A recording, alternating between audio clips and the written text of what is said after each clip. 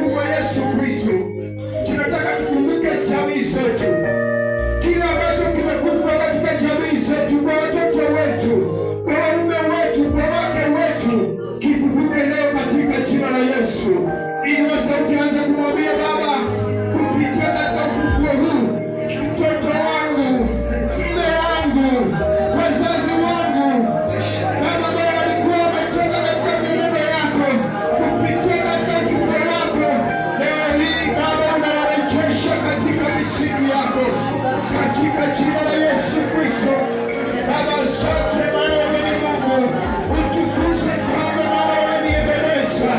Asante kwa sababu ya jamii zetu, asante Baba maana kupitia katika ufufuo wako yote vilivyoangamia katika jamii zetu, yetu vilivyopotea katika jamii zetu, leo hii Baba tunatangaza kwa neema na kibali ambacho umetupa kwamba leo hii Baba, kile ambacho kilikuwa kimekufa katika jamii zetu, kilikuwa kimekufa kwa ajili ya watoto wetu, kilikuwa kimekufa kwa ajili ya wazazi wetu, Baba, tukisimama asubuhi ya leo kwenye madhabahu yako, tunatangaza neema ya ufufuo tena, tunatangaza wokovu kwa watoto wetu, tunatangaza wokovu kwa ndugu zetu, tunatangaza wokovu kwa wazazi wetu, tunatangaza wokovu kwa wake zetu, tunatangaza wokovu kwa waume zetu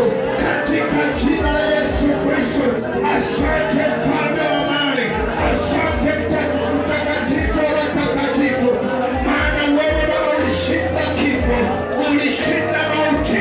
Hivyo leo hii Baba, chochote ambacho kimekula jamii zetu, chochote ambacho kimeangamiza jamii zetu, chochote ambacho kimefuruza jamii zetu, kila magonjwa ambayo imefuruka jamii zetu, kila magonjwa ambayo imesumbua jamii zetu, magonjwa ambayo imesumbua wake zetu, magonjwa ambayo imesumbua waume zetu, magonjwa ambayo imesumbua watoto wetu, in the name of Jesus Christ, kupitia katika ufufuo wa leo Baba, tunakatana na hiyo roho, tunaziangamiza, tunazivunja katika jina la Yesu Kristo.